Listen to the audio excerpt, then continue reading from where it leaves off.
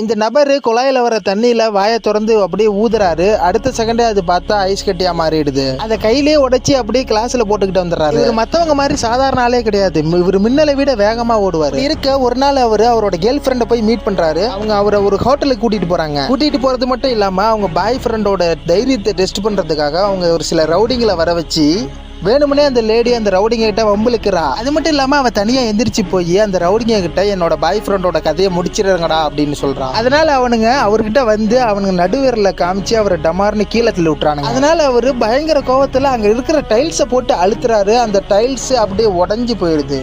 அதுக்கப்புறம் அவரு நம்மளுடைய கேர்ள் ஃப்ரெண்டே இப்படி பண்ணிட்டாலேன்னு சொல்லிட்டு ஒரு ரயில்வே ஸ்டேஷன்ல ரொம்ப சோகமா உட்காந்துருக்காரு. உட்காந்து இருக்கும் போது ஒரு ட்ரெயின் ஒன்று பயங்கர வேகத்துல கிராஸ் ஆகுது. அது பிரேக் ஃபெயிலியர் ஆகி நிக்காம போயிட்டே இருக்குது. அவர் பதறி போய் அந்த ரயில்வே ட்ராக்ல இறங்கி மின்னல் வேகத்துல அந்த ட்ரெயினை துரத்திக்கிட்டு போயிட்டே இருக்காரு. இந்த பக்கம் ட்ரெயினுக்குள்ள இருக்கிற எல்லாருமே உயிர் பயத்துல அப்படியே அலறிக்கிட்டு இருக்கிறாங்க. ஆனா இவர் ஓடி போன வேகத்துல அந்த ட்ரெயினையே ஓவர் டேக் பண்ணி அடுத்த ஸ்டேஷன்ல போய் தடுக்கிற மாதிரி கையை நீட்டிட்டு நிக்கிறாரு. ஆனா ட்ரெயின் வர வேகத்துக்கு இவரால் அதை தடுக்கவே முடியல. ட்ரெயினோட முன்னாடி கண்ணாடி பக்கத்துல போய் அப்படியே ஒட்டிக்கிறாரு. அதை பார்த்த லோக்கோ பைலட் யாரா இவன் சொல்லி அப்படியே ஷாக் ஆயிடுறாரு. ஹீரோ அந்த ட்ரெயின்ல இருந்து ஜம்ப் பண்ணி அந்த தண்டவாளத்துல இன்னும் வேகமா ஓட ஆரம்பிக்கிறார். வேகமா ஓடி அடுத்த ஸ்டேஷனுக்கு போய் அங்க ஒரு ஃபயர் ஹோஸ் இருக்கு. அந்த ஃபயர் ஹோஸ் எடுத்து தண்டவாளத்துக்கு குறுக்க அப்படியே நல்லா டைட்டா கட்டிட்டு ஆரம்பத்துல நின்ன மாதிரி அந்த தண்டவாளத்துக்கு நடுவுல ரெண்டு கையை நீட்டிக்கிட்டு அப்படியே ட்ரெயின் வர திசையை நோக்கி நிக்கிறாரு. ட்ரெயின் வேகமா வருது. வர வேகத்துல அந்த ஹோஸ்ல முட்டுற வேகத்துல அப்படியே குறைஞ்சிருது ஸ்பீடும். உள்ள இருக்கிறவங்களுக்கு ஒண்ணுமே ஆகல. அந்த ட்ரெயின் நின்ன உடனே நம்ம ஹீரோவும் யாருக்கு தெரியாம தொப்பியை மறைச்சிக்கிட்டு அலங்காம ஓடி அதுக்கப்புறம் அந்த ரயில்வே ஸ்டேஷன்ல இருக்கக்கூடிய சிசிடிவி கேமராவில் அது யாரு தடுத்தாங்கன்னு பாக்குறாங்க. அதுலயும் முகம் தெளிவா தெரியல.